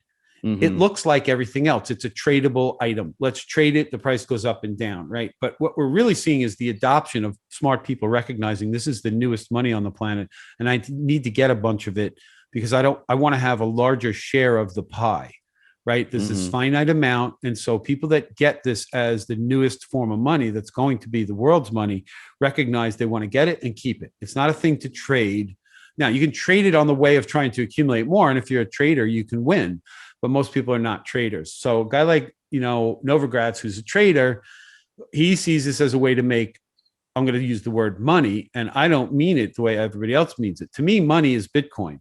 Everything else is just garbage, including US dollars. So everybody else talks about trading Bitcoin to make money. What they really are thinking in terms of fiat, they want more US dollars. Now, they may turn it into Bitcoin someday, but they're still calculating the entire concept of the trade as, let me get more of these dollars over here, and then I'll decide what to do with them. Whereas I would be, let me get as much of this Bitcoin. I never want it to go back to dollars. And so anybody who buys and holds Bitcoin for the future understands this. It's not about what it's worth in dollars. It's about how many Satoshis you can accumulate to the point at which you can either leave it for your family if you don't feel you need it to live on, or begin to live on it at a point where you can comfortably use it for potentially the rest of your life. Anybody can do an actuarial calculation with projections out into the future, approximately how long you'll live from however old you are when you start the calculation, and how, what are your average expenses, and you can try to guess what they might be into the future. I mean, this is done all the time. Actuarial calculations is how insurance companies decide how much to charge you for life insurance so they can stay profitable. They know about how many people are going to die every year and about what that's going to cost them. And as long as they take in more, they'll stay profitable. You do it in reverse. It's called an annuity, and you can annuitize your own stash. You can decide, of this amount I got sitting there, how long will this keep me living? If I was to live to 20 years beyond my life expectancy, use whatever safety factor in your calculations you want. There's a point where everybody that owns Bitcoin is going to start living off of it.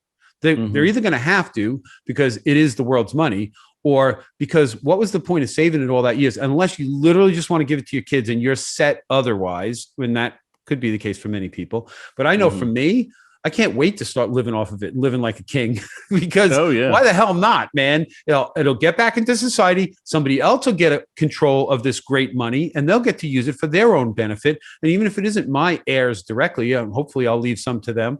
But, I would be contributing to the worldwide circular economy, getting my Satoshis back out there into circulation so other people can use them for their own lives and their own productivity and to bring value to the world by having some money to use and work with. So the richest of people, eventually their stash is going to start going down. When their heirs get it, they'll spend it. Especially heirs have no problem spending their inheritances because they don't even feel like they worked for it. It's like, buy a yacht. Hell yeah, I could buy 20. Might as well buy one. Look what dad left me.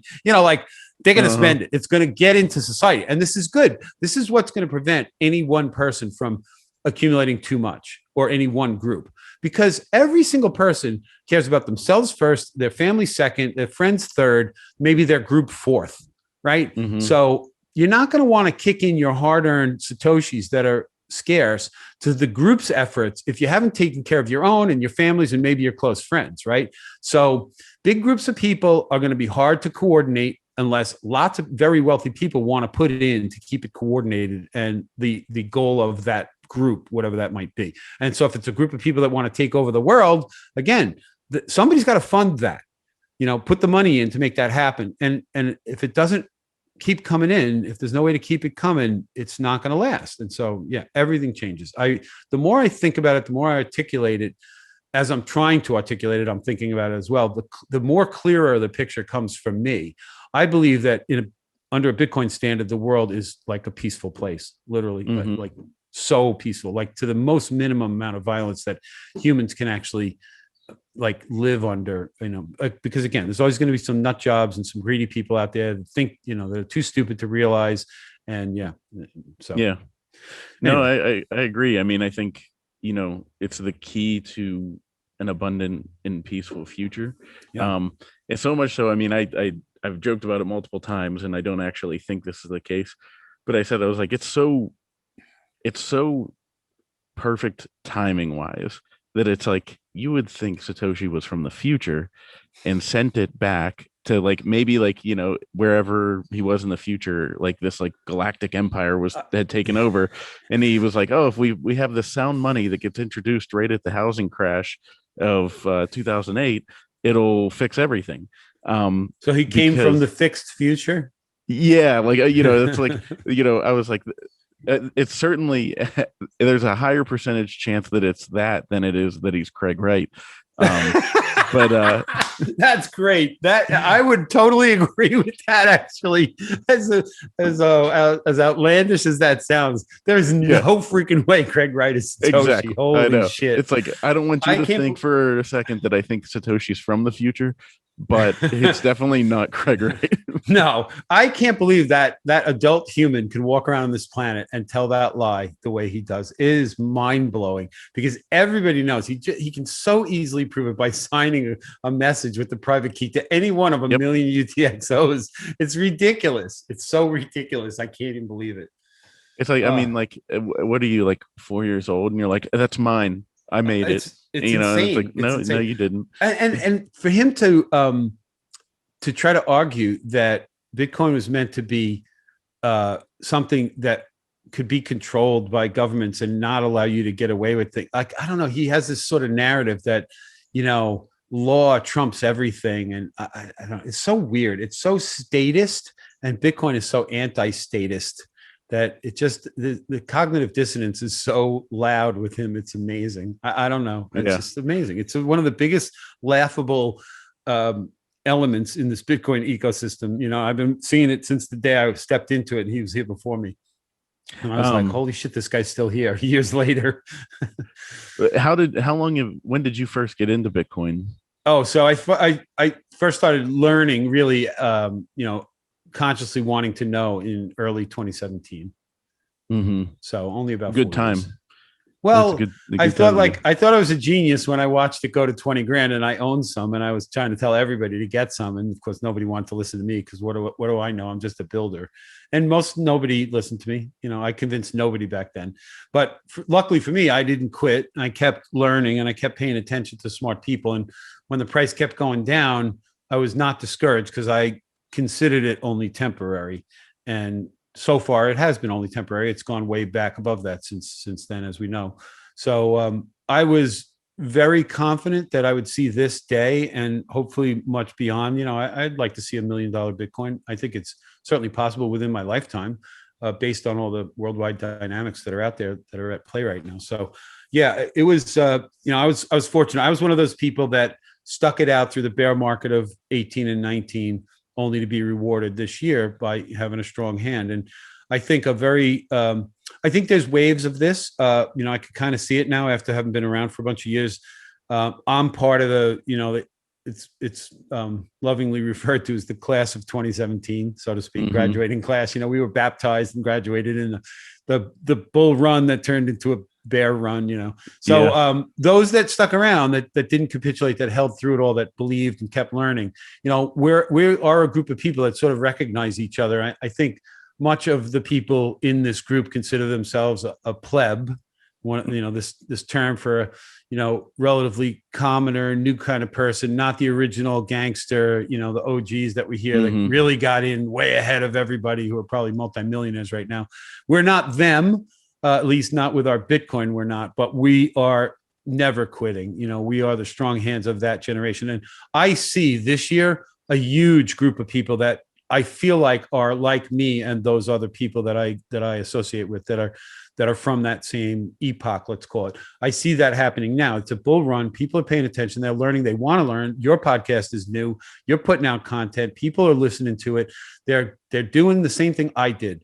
They're looking for the signal over all the crazy noise, and there's tons of noise. There's probably much more noise than there was back then, and it was pretty noisy back then. So I was fortunate. There was a lot of great content that allowed me to stay focused and learn and believe.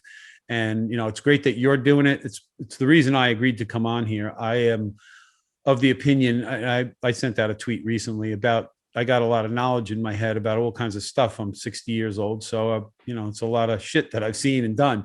And much of it can benefit other people, but it doesn't help if I just keep it in my own head. So if I get it out there in words or actions, you never know what kind of positive ripple effect that could have in the lives of other people. So yeah, I'm all about regurgitating all that knowledge and letting other people take and run with it, do whatever they can with it. If it helps, great. If not, you know, discard it and listen to somebody else. I don't, you know, I got what I got.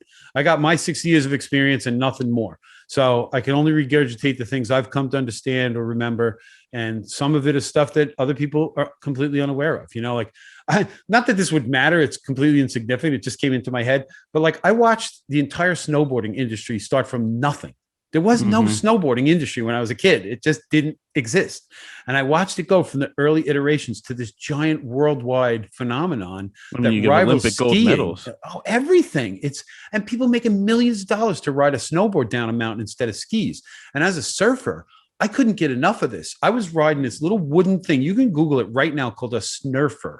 And it's a kid's toy. Oh, yeah. I do remember that. I remember seeing yellow. That. It looked like a water ski, had a rope on the front. It had square electrical staples halfway nailed into the top. And that was what held your feet on from sliding off the thing. And you would just ride this thing down a snowy hill, you know, in your backyard or something. I had one as a kid. And like the entire snowboarding industry blossomed out of that like idea of standing on one single board and going down a hill. And it's amazing to watch. And that's just one of the things I watched go from zero to where it is, including computers. I mean, it's insane to think about where the personal computer has gone. Like I laugh when I think about the first computer that I ever had in my life, which was my parents bought. It was called a TRS-80 from Radio Shack. And it didn't even have a hard drive. It had a tape drive, a cassette. You read the programs off a cassette. You know how long it would take to load a program? And these programs didn't do anything. You had a command line. You had to like write your own programs. My entire family it was just a paperweight collecting dust. Nobody used it. It didn't have a user interface. Nobody wanted to learn to be a programmer. And it wasn't till 10 years later, I'm in an office and there's computers that have Windows on them. And I'm like, whoa, this is what a real computer is. Okay. So again, I watched that entire industry go from nothing to where it is now. Cell phones, they weren't around, I tell this other story. Check this out. You're going to love this one. Yeah. So before cell phones, there were pagers, right? Oh yeah. And so you'd have to go find a payphone to make a call and call back the number, right? So you'd have a pager. I worked for a company. I was repairing roofs way back in the 80s, and I had a pager. So they'd buzz me, and I'd be like, oh crap, I'm up on a roof. I'd have to go down, sometimes get in a truck, drive to a payphone and call the office, like, what's going on? So obviously it takes a little bit of time and whatnot, but you're also having to go to payphones and spend money all the time. So my pot dealer at the time offered me this little keychain device that you could hold it up to the receiver on the phone. So when you put a quarter in a phone, it triggers a little mechanism in the phone, and it sends a couple of tones across the line. And so the phone company says, okay, we just got a quarter in the box, but they don't know if the quarter is really in the box, as long as they hear the tones. So I had a little keychain device that made the sound of a quarter, and I made free phone calls for years. You just dial the number, it would say, please put in 50 cents. And you would just push the button twice up against the speaker on the phone. And it would say, thank you. And it would collect your call. And you'd be in the call and say, please deposit 25 more cents, and just push the little button. The little tones would go across. It was like, that's so wild. Classic. Like, okay. So I stole from the phone company. I'm a bad person back then. I had less scruples, less morals. I don't know. But I was a kid and I didn't care, and I was getting free phone calls. But which is funny compared to like nowadays, so much has changed. This is like the amazing thing. Like, there's not a payphone in sight. They were everywhere when I was a kid. That's all there was, unless you had a phone in your house. And so like, it's funny being this age. When I was a kid, I'd look at anybody 60 and think about their life, what they had grown up with, even my own grandparents, they grew up with outhouses. 2 generations from me. They grew up with an outhouse when they were kids. That's incredible for me to think. And when they lived in a house with indoor plumbing, I can remember my grandfather telling me one of his first jobs as a teenager was to deliver blocks of ice for people's ice boxes, because no one had a refrigerator. Most people didn't have electricity. They had an ice box. They got ice delivery. And my grandfather used to do that. That's 2 generations from me. That's not that long ago. He only died 10 years ago. It's kind of crazy to think that man lived in a world where it just, what he saw ice box was amazing to, wireless internet. Oh yeah. Like in 2 generations, it's pretty mind boggling. It's hard to imagine what it's going to be like 50 years from now, but I think Bitcoin's going to be the world's money, which is such an awesome thing, because I think the world is going to be way better off in 50 years. Yeah. And I've been thinking about it recently, because like, how, like you said, it's a protocol, and I've had other people explain that to me as well, that it's the protocol that everything else is going to be built on. So if you have any kind of like shitcoin, any kind of, it's like, okay, that's a good idea, but it's going to be built on top of Bitcoin. And it made me think of the internet. The first time I ever saw the internet was, I think, in like 94, 95. And it was, we were at somebody's house, and I'm from Pittsburgh, so we're, Pirates, Penguins, Steelers fans, and we were at somebody's house, and they said, oh, we have this internet thing, because their son was over in Czechoslovakia or Czech Republic, whatever it's called, and he was working there, and he would send them emails, and it was like, that's the only reason they got it, so they could communicate with them. And then we said, well, what could you do with it? And they said, you want to see something crazy? We can check the score of the Pirate game right now. And I'm like, what? And I remember them pulling it up, and it was the Pirates versus the Reds. And I'm sitting there, and it showed the score. And me and my dad were like, whoa, like, that's incredible, And then you didn't hear about the internet, for like another handful of years. And then it just explodes. And like, so I kind of liken that to Bitcoin, where it was like, maybe in the past couple, bull cycles, you heard about Bitcoin, and it was like, whoa, that's really cool. And it's like, I wonder, is this the cycle where it just explodes? Like Michael Saylor said, like, I believe in the stock to flow model. But I also believe, like Michael Saylor said, what happens? All your models are destroyed the moment billionaires just say, all right, we're going to grab this and hold it. Yeah. And, so, I mean, what do you see happening, as we wrap up here? over the next, I mean, nobody has a crystal ball, but, we keep seeing Bitcoin leaving the exchanges and basically going into cold, deep storage. I see, the supply suffocation with the halvings, that's going to continue to drive the supply and demand, but also people being able to lock up their Bitcoin to use cash. And I'm one of those people, like I'm looking at like, oh, hey, we're building a house instead of, mortgage, all that crazy stuff. Like, why don't I just lock up these Bitcoin and, take a loan against them and pay for things with it? And that takes them off the market even further. So what do you, for me, I see us on the verge of hyper Bitcoinization, but I'm also like prepared for a bear market eventually. What do you think is going to happen? Oh, I could definitely see another bear market where we see, we hit some high somewhere and pull back a fairly substantial amount, 20, 30, 40, 50%. I could see that happening. Again, this is we're watching the adoption of a new money protocol in real time across the planet. So a lot of people have to change their minds, and a lot of people are going to continue to chase fiat gains in this thing that they could trade in and out of. As a matter of fact, a lot of the big investors that we hear about that are potentially getting into a position right now in Bitcoin, they're stuck with rules that prevent them from holding too high of a percentage. And when the Bitcoin value goes up high enough, they will have to sell to quote unquote rebalance their position, which is weird because it equates it to everything else in a particular portfolio. And I don't think it's almost like, saying bonds and stocks are the same. They're not, and yet they might be in a balanced portfolio. So they say, well, okay, Bitcoin as well, let's balance the portfolio. But when you frame it that way, by default, you're framing it and pegging the framing to dollars. You're saying all these things are part of my portfolio of what? Of US dollar value. It's not my portfolio of Bitcoin value, because that's only this one piece of it, right? So we're not measuring the world in Bitcoin yet. We're measuring still the world in other fiat currencies. And most people are going to keep doing this for quite some time. It's going to be hard. Certainly older people in my generation, they're just never going to not think that way, because they would have to reprogram themselves, and it's too many decades of living under this concept of this is money.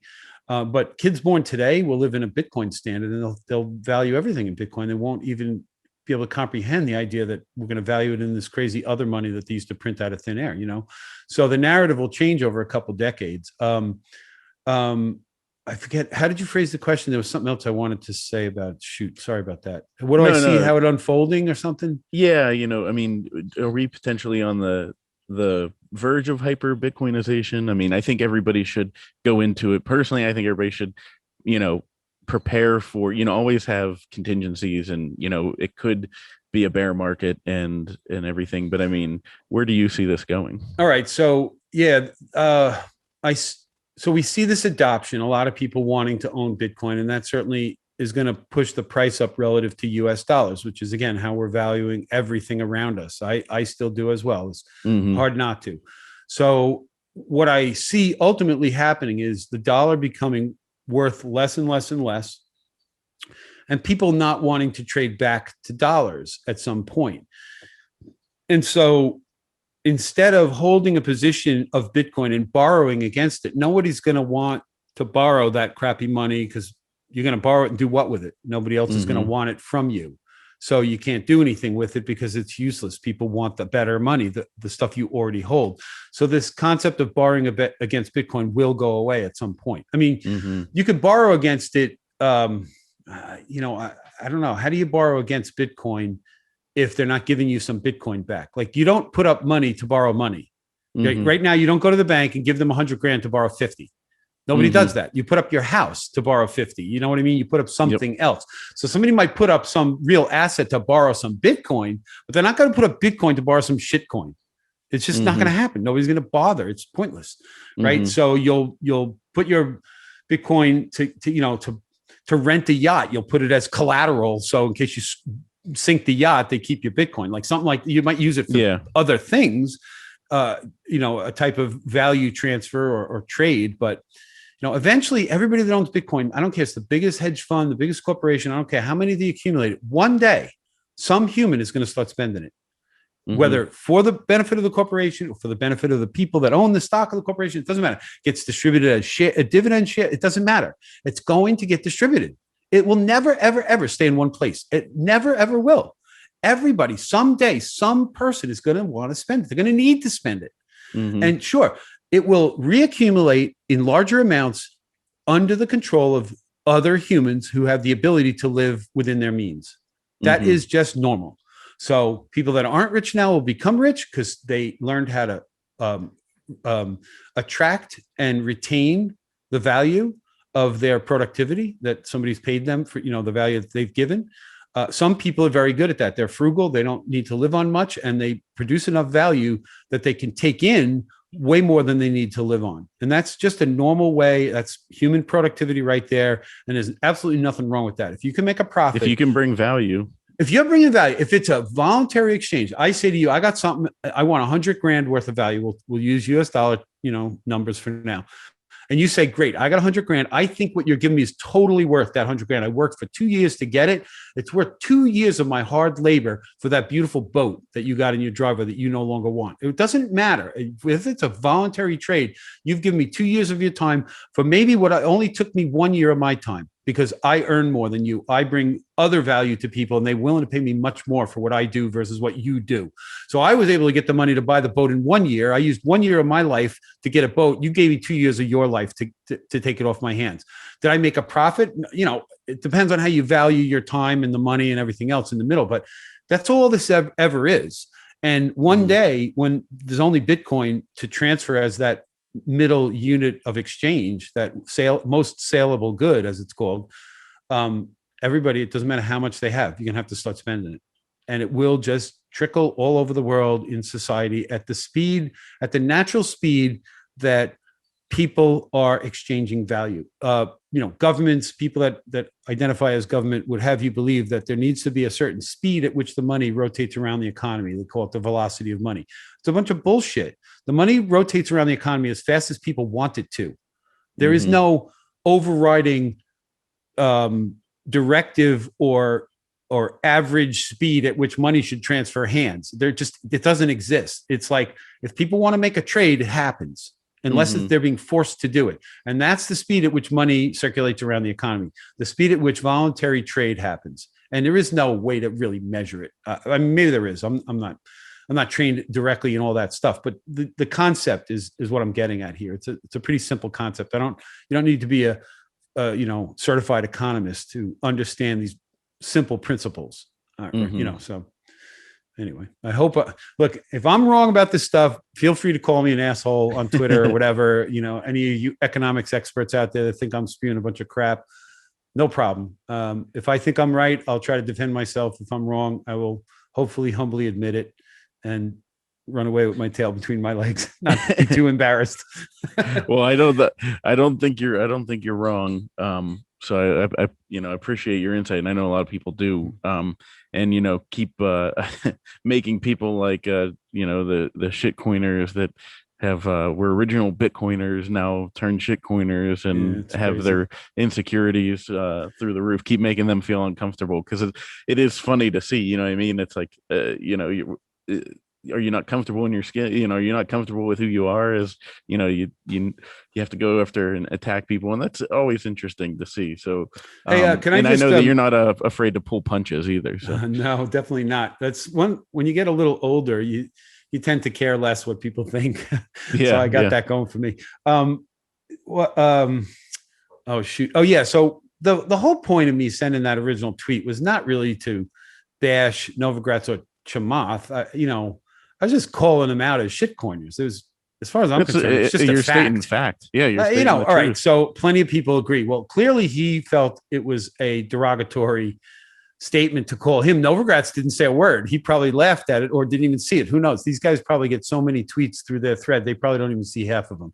But he clearly saw it and reacted to it. But I tweeted it out because I was more disappointed, believing that I was going to a Bitcoin only conference. Yeah, and I told the CEO directly. They had me on Bitcoin Magazine, and I told them I just was disappointed that you're having people there. And he said, basically, it is a Bitcoin conference. They're not allowed to get up there and shill a bunch of shit coins. It's not why they're speakers. And they have knowledge and they have longevity in the space. And so plenty of people acknowledge them as Bitcoiners. I just don't see them as really upholding the true ethos of Bitcoin, because of the promotion of so many other things. They put a lot of money into their pocket, and I think wreck a lot of unsuspecting, trustworthy people that are just going on that famous person's reputation, which, look, that's their own fault. It's up to you to do your own homework, caveat emptor. If you're too stupid to not know what you're investing in and you get taken by some charlatan who seems like a cool guy on TV, well, then that's on you, right? But at the same time, if you are that charlatan on TV, I think it's helpful if you get called out on it, so other people their radar gets turned on and they go, whoa, I didn't know that about him. Maybe I ought to pay attention. So like, it's like a public service announcement. I'm out there blowing the horn saying, look, anybody who's didn't hear this, you might want to factor this in, how much you really want to trust this guy. So that's really, when you're calling somebody out, shit posting about stuff, that's what we're more or less doing, is we're trying to shine a spotlight on some potentially nefarious behavior, and everybody can make their own judgment, sort of thing. So I was just disappointed that I guess I'm spoiled. I've only gone really to Bitcoin only conferences where everybody there just wanted to talk about Bitcoin, and they were relatively small, especially compared to this one. I hear 10,000 people. I probably haven't been at a conference more than 500. So that's a huge difference. So, I'm used to this very intimate exchange of ideas between just Bitcoiners, no shitcoining. There's no sponsors that are into any shitcoining. I don't think that's going to be the case at 2021. I think there's going to be all kinds of sponsorships by shitcoiners indirectly as much as they possibly can, because this is the audience they want to go target, people that are into quote unquote cryptocurrencies, which I think is the biggest joke, moniker out there for this crazy industry that has one player in it that matters and a bunch of scamming copycats that created a giant industry that just moving money around and putting more of it in some people's pockets and less of it in others. And that's all it's doing. When you own Bitcoin, you transfer some shitty fiat money to somebody else's pocket, but you get in your pocket the best money the world's ever seen. So that's like a great trade. Buying these shit coins just to profit in some more fiat currency, you're just playing around in the mud over there. It's pointless. Just get some real money and call it a day. Well, it's like what Daniel Prince said. I don't know if you listened to him on the Once Bitten podcast, but I've listened many times. Yes. Yeah. He said, you come for number, go up, but stay for number, go down. Meaning that the price of everything goes down in terms of Bitcoin. It's amazing. And it's so true. You'll be in Miami. So we'll have to link up while we're there. Definitely. I'll be there for just the back part of it. We're going to be doing a little bit of a documentary that we're working on. Cool. Yeah, it's bumping right up against my family vacation, but I'll be going straight from vacation to the conference to get some interviews and stuff like that. Very cool. So we'll have to link up. And are you going to do some surfing down in Miami?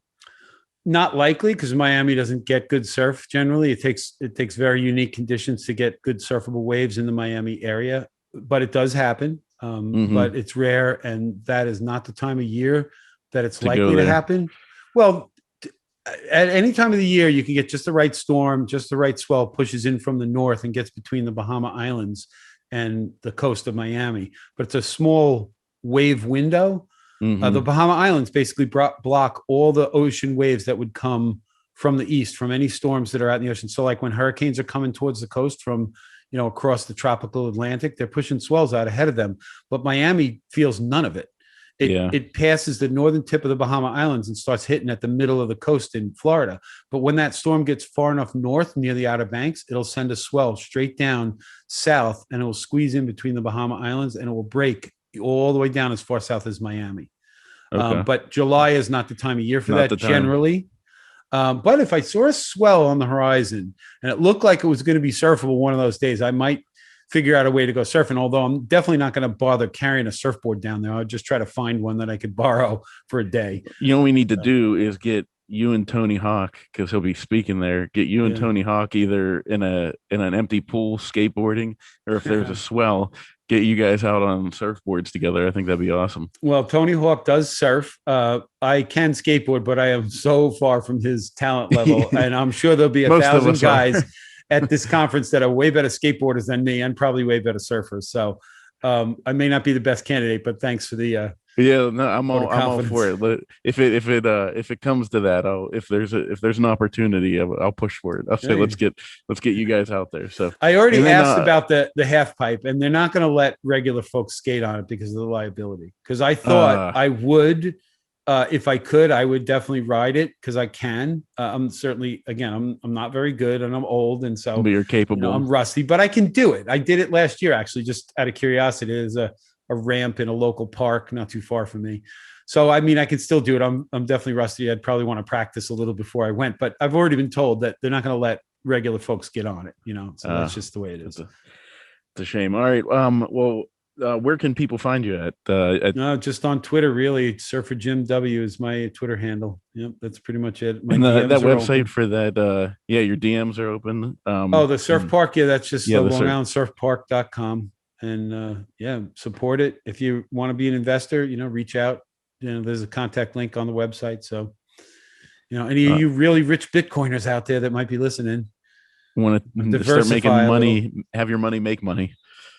Well, we're going to be hopefully making waves and sats. So return on investment might be in the form of Bitcoin anyway. So you never know. That's true.